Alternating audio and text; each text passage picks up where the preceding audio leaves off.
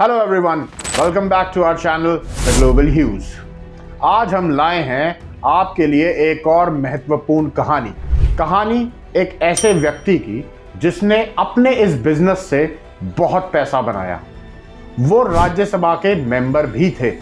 एक ऐसे व्यक्ति जो 2000 के दशक में काफी सुर्खियों में रहे और जिनका ये एड आपने देखा ही होगा। It's flying. It's flying, man.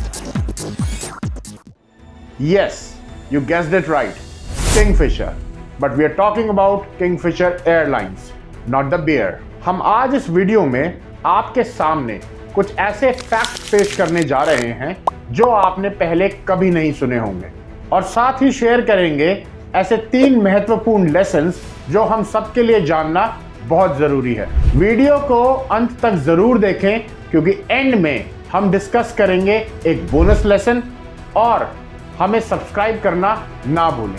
हम सब जानते हैं कि एक वक्त था जब किंगफिशर एयरलाइंस का बोलबाला था।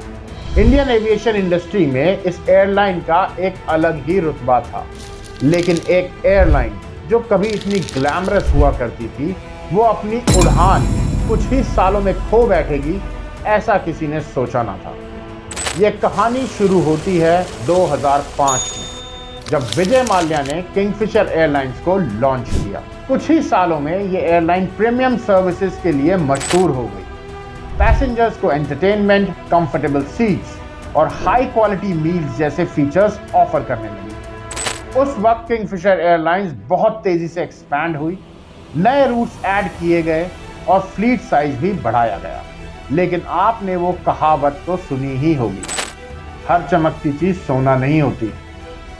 2008 के बाद फाइनेंशियल प्रॉब्लम शुरू हो गई। High operating cost, rising fuel prices और कंपटीशन की वजह से एयरलाइन का ऑपरेट करना नामुमकिन हो गया था। 2011 तक किंगफिशर एयरलाइंस बर्बाद हो चुकी थी क्योंकि उन पर 9000 करोड़ का कर्जा था। कर्ज में डूबी किंगफिशर एयरलाइंस 2012 में बंद हो गई। कंपनी ने किस बैंक से कितना लोन लिया था उसकी सारी डिटेल्स नीचे डिस्क्रिप्शन में दे दी गई है। अपार्ट फ्रॉम दैट आप लोग ये जानते ही हैं कि कैसे विजय माल्या ने खूब पार्टीज की, एम्प्लॉयज की सैलरीज नहीं दी, प्रोटेस्ट हुए, उन पर रेड्स पड़ी, केसेस फाइल हुए और फिर उन्होंने देश छोड़ दिया।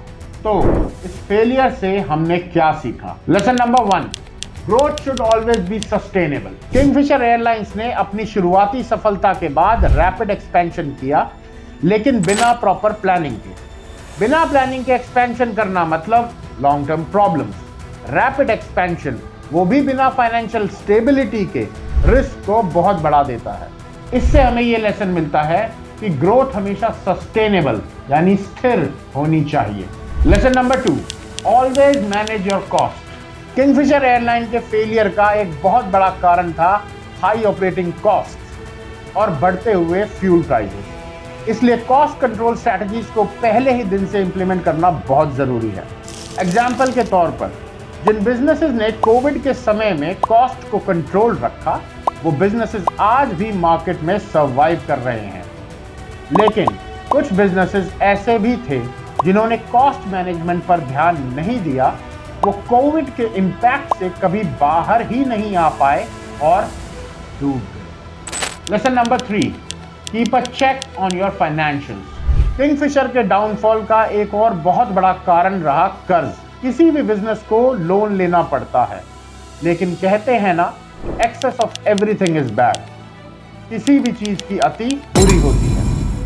एक्सेस ऑफ बोरिंग आपके बिजनेस का शॉर्ट टर्म सॉल्यूशन हो सकता है लेकिन लॉन्ग टर्म नहीं, और आपके बिजनेस को जड़ से खत्म करने की क्षमता रखता है। और अब आप सबके लिए एक bonus lesson, always keep your customers happy. Bar bar flight cancellations और पैसेंजर सर्विस में गिरावट के कारण किंगफिशर ने अपना कस्टमर ट्रस्ट कंप्लीटली खो दिया। अगर आप अपने कस्टमर्स को खुश नहीं रख सकते तो आपके बिजनेस का अंत तो निश्चित है। इसीलिए कस्टमर्स को हमेशा खुश रखिए, उनसे टाइम टू टाइम फीडबैक लेते रहिए और अपनी सर्विसेज, अपने प्रोडक्ट्स में उस फीडबैक के अनुसार बदलाव लाते रहिए। तो ये थे कुछ इंपॉर्टेंट लेसन्स जो हम किंगफिशर एयरलाइन के फेलियर से सीख सकते हैं। तो देखते रहिए द ग्लोबल ह्यूज और ऐसी ही कुछ और कहानियों और लेसन्स के लिए हमें सब्सक्राइब करें और बेल आइकन दबाना ना भूलें। Thank you.